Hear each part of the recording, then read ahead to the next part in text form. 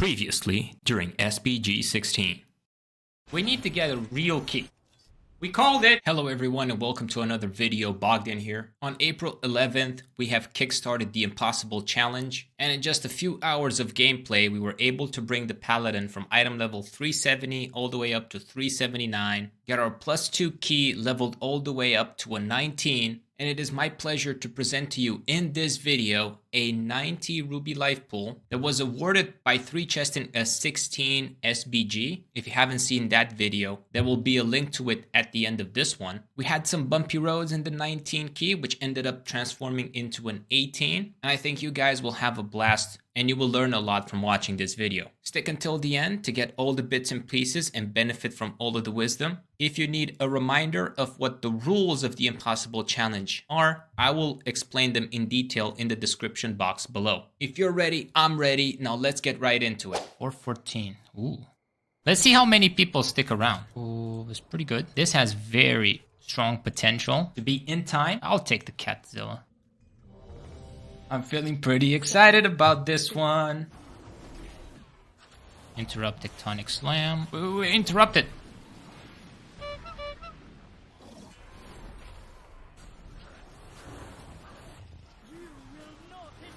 Are we not lusting?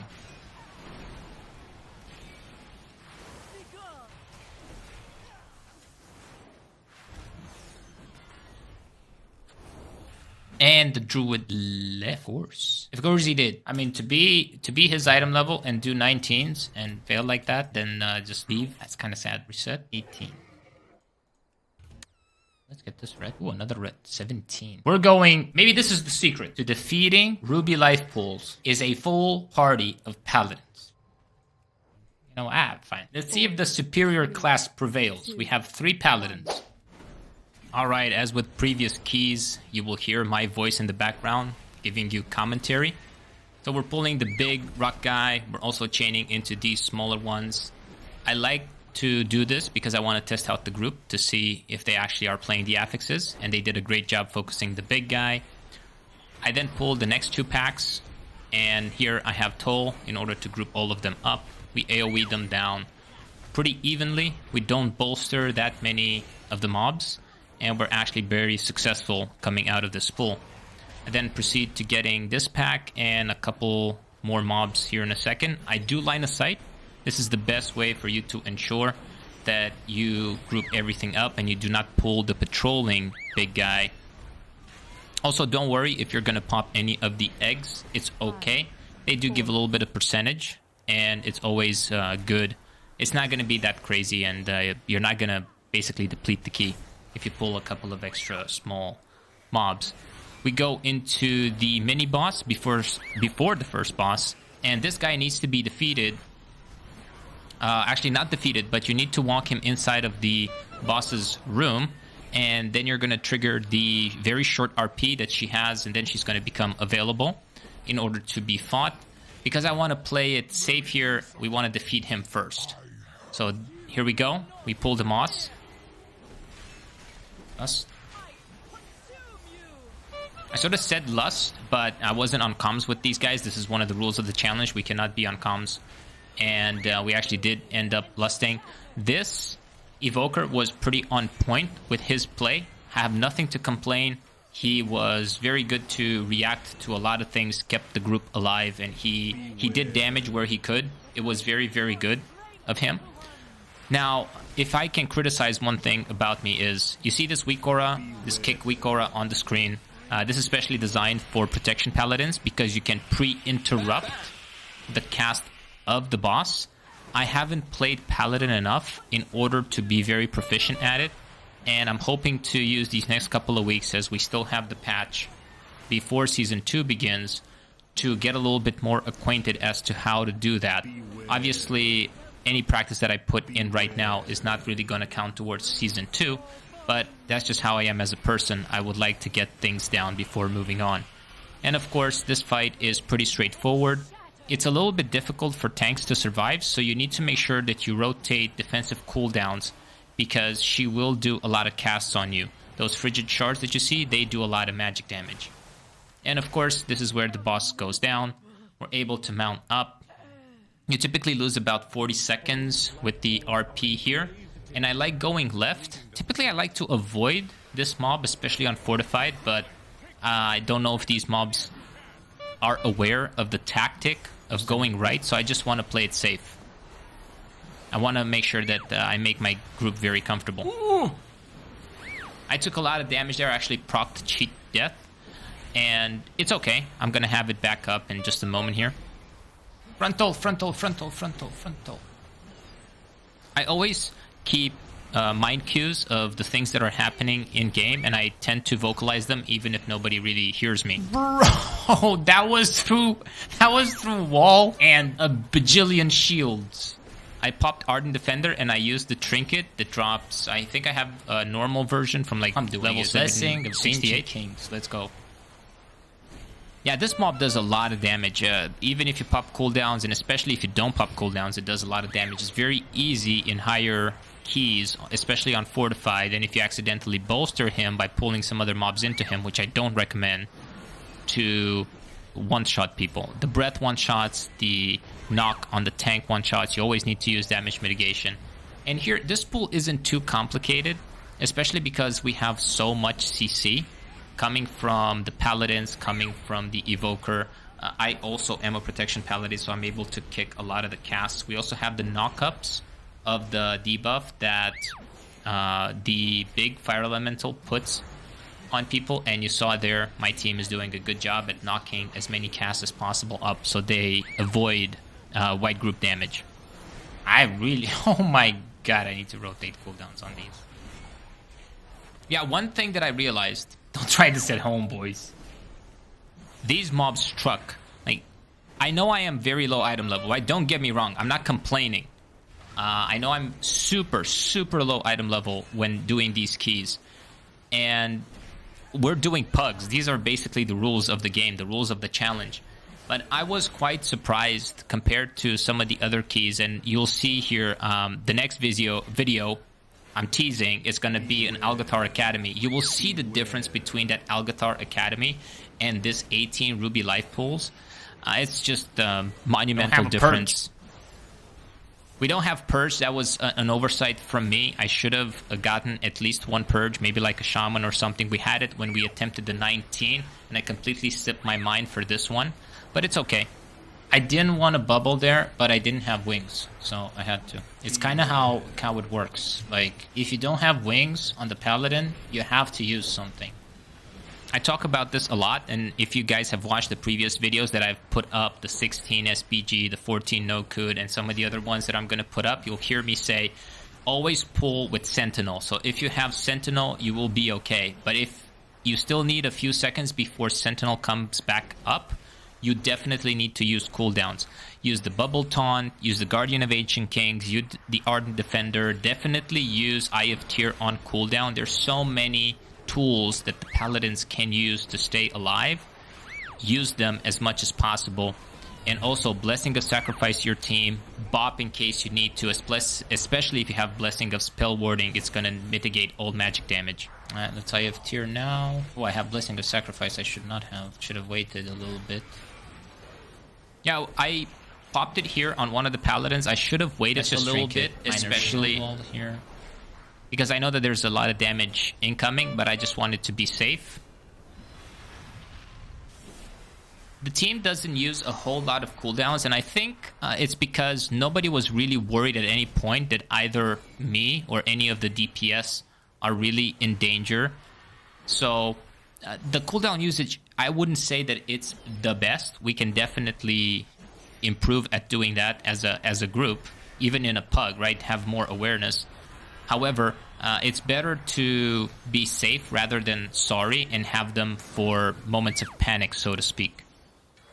Here we're basically pulling the last big elemental. Maybe I should not have used these. Here I need to sacrifice him. I don't have it. Gonna use my trinket now. Gonna stun this Flame Dancer. Ooh, boy, that was a lot of damage, as you can saw right there. Whoa! I had to lay on hands there.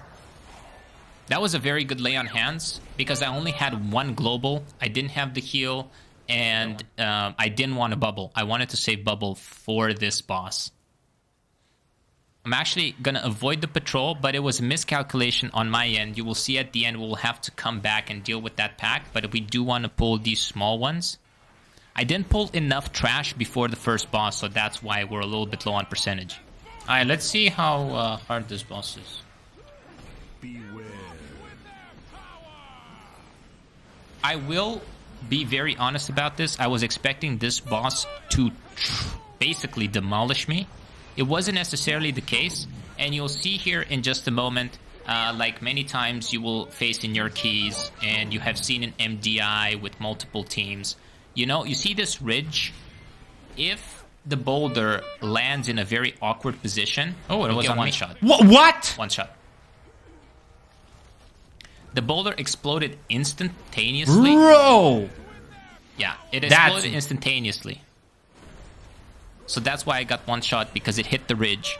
So definitely walk as far as possible from the ridge, because there is a graphics issue. I need to shield wall this.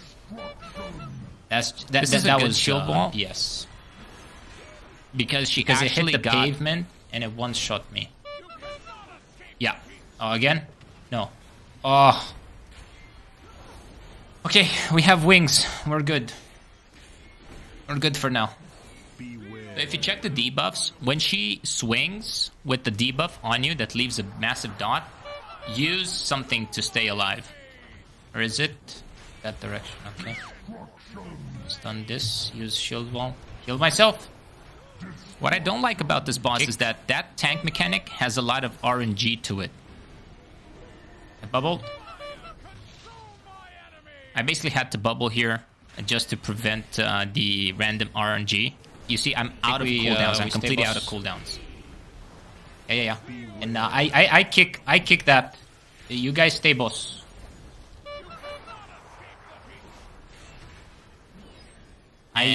For some reason, I marked the boss with Skull, but for some reason my team was on point and they actually realized that, hey, we're focusing this. Very good. I'm very happy for defeating that boss, because I know how hard it is, and especially on certain tanks, it can definitely pose a threat. Like Vengeance has issues with it, Guardian has massive issues with it, even Warrior to some extent, if you don't have, spell block. Here we're going into the first pull. It's kind of a big pull, but it's not that dangerous because, these mobs don't really do much. This mob is not going to cast. That's the beauty of the Paladin. It can definitely stun lock the casts on at least one target, if not multiple, consecutively. And you can see here we're going to pull the Channeler. This is a very dangerous mob. It has priority interrupts over everything else. When the Channeler does buff itself, you don't need to purge it. It's going to take more damage. During bolstering, it's good to purge it because you don't want it to die before the other mobs and bolster them. I need to learn when to use my racial. That's a big issue. I haven't really played dwarfs that much, and compared to a tank that is very seasoned on playing dwarfs and knows exactly which ability they can use the dwarf racial on in order to cleanse and so on, I have very limited information regarding that. I'm learning with all of you guys in real time as we're doing these keys, as I am putting out these videos. So if you guys have any good input, I would definitely recommend leaving them in the description box below. I do my very best to read all of them and respond to as many as possible. And here we are going to pull the very last. It's a mini boss before the last boss, and you need to defeat this in order to trigger the last boss. It's not super difficult, and I'm pretty confident in the team. We also have a decent amount of off healing. The Divine Storms are up healing. People are getting, they're having their defensives up. So it's really good. We have some Blessings of Sacrifice if need be. We have a Lay on Hands, and both Paladins have Bubble, but I'm pretty sure they want to save it for the boss. There we go. We are pulling the sides as we have a couple of seconds here of downtime while the boss is RPing. And then I'm not going to wait for my team to defeat these mobs. I'm just going to go pull the boss. And the rule on this boss is you always want to focus Karaka. Karaka is the Drake. You want to bring her to 50%, preferably a little bit under 50%, because phase 2 is the most dangerous one in this fight, and it's the one that, well, wipes you the most. Okay. Most of the keys get depleted if you get to this fight and you do not handle phase 2 well. Meaning you don't bloodlust, you don't have cooldowns, you don't pop potions. Oh no. My positioning there to put the fire on the edge actually made the boss trigger its next landing off the platform. And you can see my team running around trying to DPS the boss. It's fine, but that was definitely my bad. Here we see the boss is landing in the middle, and everybody is immediately switching to it. My team did a great job at saving cooldowns, saving their holy power and everything just to pump this boss. And the boss goes under 50%. I believe here it's going to transition, or... No, actually, what's great, you can see the percentage of the boss. It's not yet 50%, so we get a fourth landing, and it's where we're able to pump the boss. See, it goes under 50%, so it's pretty much AFK breathing. We're getting it under 40%, under 35%. This is where they combine. We go to the middle. We don't have Bloodlust, but we got the boss so we don't have Lust? We're in no danger. It's fine. We're not in danger. We're not. Yeah, that's why I said we're fine, because we're in no danger, right? We're probably just going to get one wave of these circles. I can survive. And then Karaka is going to be defeated. We have everything here. Everything. I can lay someone. And phase 2 is over.